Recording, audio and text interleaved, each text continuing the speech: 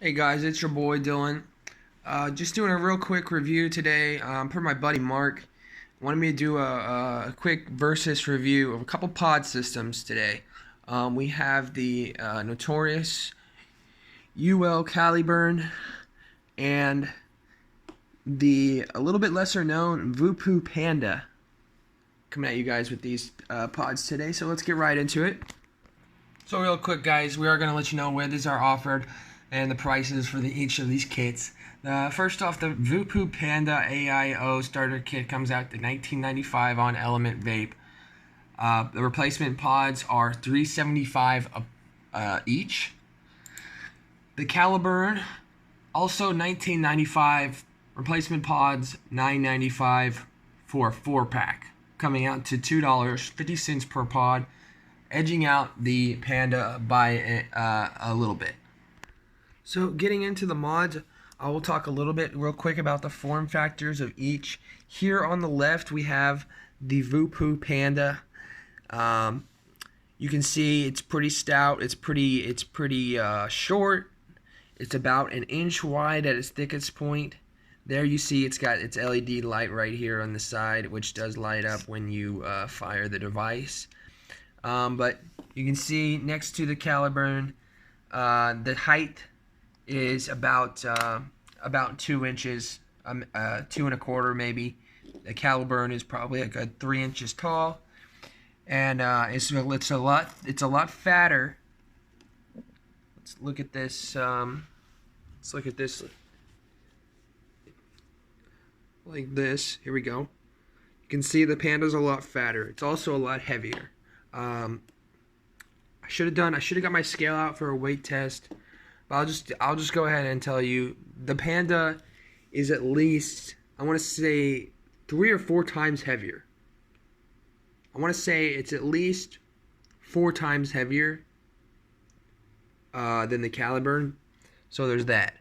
It also I'll talk a little bit about the construction. The construction of the device. It's a little bit heavier. Obviously, it feels like it's not going to snap in half like the Caliburn might. Obviously, the Caliburn really light, really thin device, and it's kind of tall. So if you put that in your pocket and you're doing something athletic, maybe you might a soccer ball hits that device real hard or something. That could just break it. That could just break it. Right there. The Panda, on the other hand, I don't think that would really occur. I'm pretty sure you can leave this in your pocket. The soccer ball is going to hit it as hard as it can, and I don't think it's going to break. I'm squeezing it right now pretty hard, and it doesn't have any flex to it at all. With the Caliburn, I don't even want to try squeezing it that hard. I know I'd probably break it. So as far as durability, I think the Panda wins. The Panda wins. Okay, now real quick, let's get into how we will refill these devices. The Panda, let's take a look here. The Panda, when you pull off the top, just like this, and the pod just sits in just like that. It's not. You can just drop it in, and that's how that works. You've got a little bit of hair on it there. You got a seal right here that flips up, if you can see that, and then you will have a fill hole there. You'll just fill it up to your desired level, and you could just pop it right back. Just drop it in, and the top is magnetized. It's a little bit finicky getting the right spot. Once you do, you can just drop it, and it magnetized right in there. It's locked in, really solid. It's not going to fall off. If anything, it's a little bit too hard to get off because some people might struggle with it a little bit, and then when they do get it, the top might go flying, or the pod actually might just pop out. It might just fall out, if you know, because the jerking motion of getting it open, it's a little bit tough to get it. So you get it open, and sometimes your pod just goes flying. But after a while of using it, the device, you start to get an idea of how much force is needed, and you just kind of get it. You avoid making your pod fly across the room, obviously. I could also break the pod. I haven't actually broken any pods that way, but anyways, let's move on. The Caliburn, I'm sure a lot of you are familiar with this device.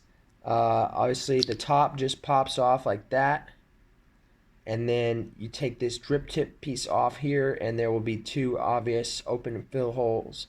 You can use either one, I'm pretty sure, and just place the drip tip back on, and just drop it back into the pin of the device.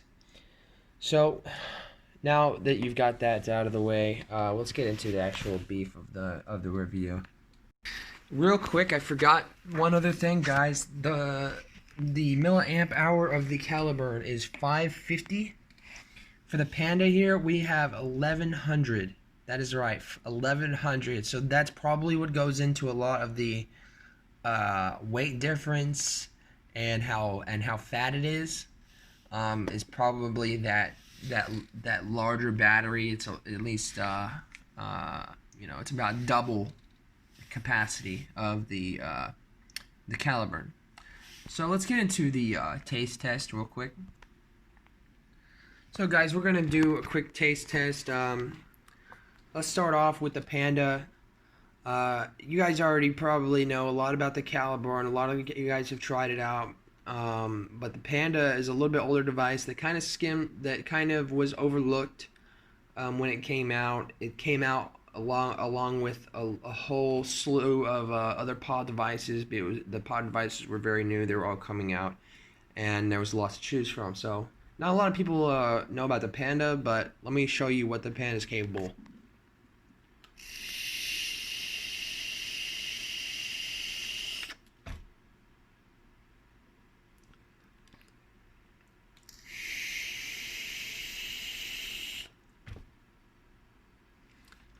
Now, let me tell you one thing.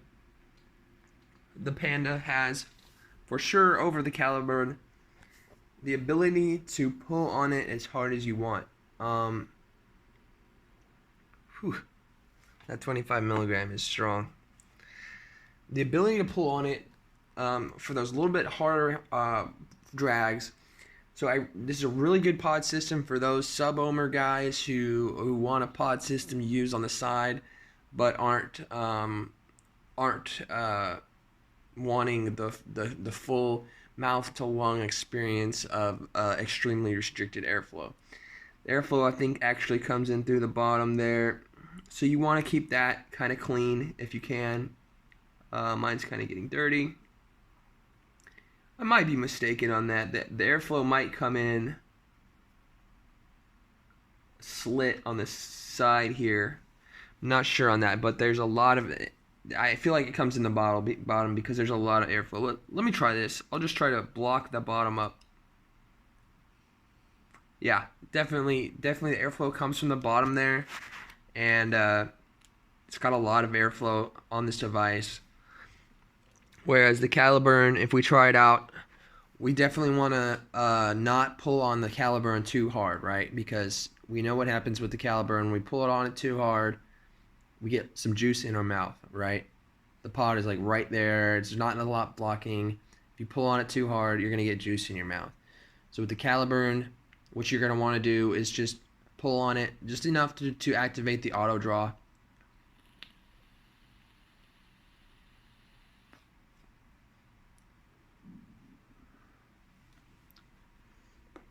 So, flavor-wise, I'm going to have to give it to the Caliburn. The voopoo just doesn't have as restricted airflow, I feel like, and maybe not as advanced of a coil system the Caliburn features. The voopoo Panda is more durable, I'd say. If you're looking for a throw-around pod device, maybe take out on the disc golf course, or take out to the soccer field, whatever. This will be your throw-around.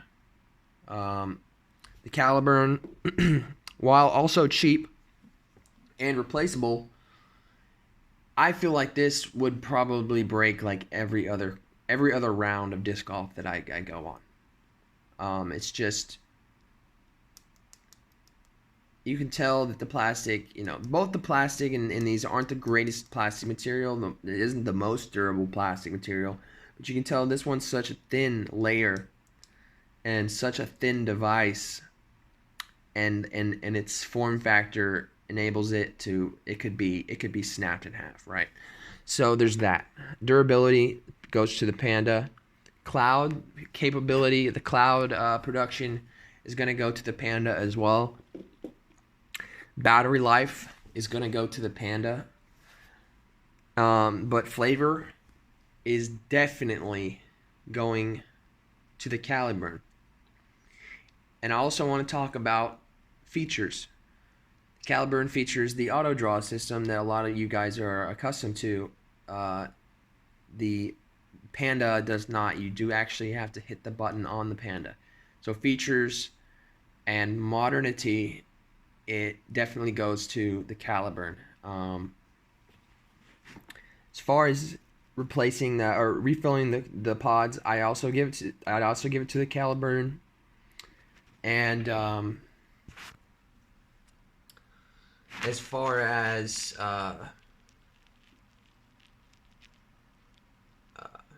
portability, they're about the same, I'd say. One other thing I do want to hit on before we wrap this up is there was something I wanted to talk about. What was it? Oh yes. Since you do have to hit the button on the Panda, and the button is here at the top near the mouthpiece, there will be times you hit it and maybe your thumb is brushing up against your lip. If you're really worried about keeping your face clean and not touching your face very much, that could be something you could consider with this device. You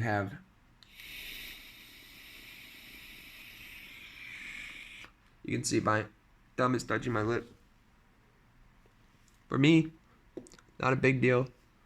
Just keep my hands clean and use that as a throw around mod. But the Caliburn, definitely more flavor. If we're gonna have to declare a winner here, overall I'm gonna give it to the Caliburn, because for me, flavor is a very, very important thing, and the features are a very, very important thing too. I like how light it is. It definitely wins out on lightness. My only major concerns, I do wish that they enabled us to disable the fire button completely and just use the auto draw, because when you do hit the button and then start pulling on it, the auto draw feature takes over. It takes priority anyways. It takes over. So you'll hit it, and then you can release the button, and you'll be dragging on it, and it's still going to work like the auto draw would. So for a lot of people I've talked to, they don't use the button. They don't see the point in the button. They kind of wish that we could just disable the button. So hopefully next time you will. Maybe we'll listen to the feedback and give us an option to just disable that fire button without turning the device completely off. Anyways, guys, thanks for watching, and we'll come back with you guys with some more reviews in the future. Appreciate you guys tuning in, and vape on out there. Stay safe.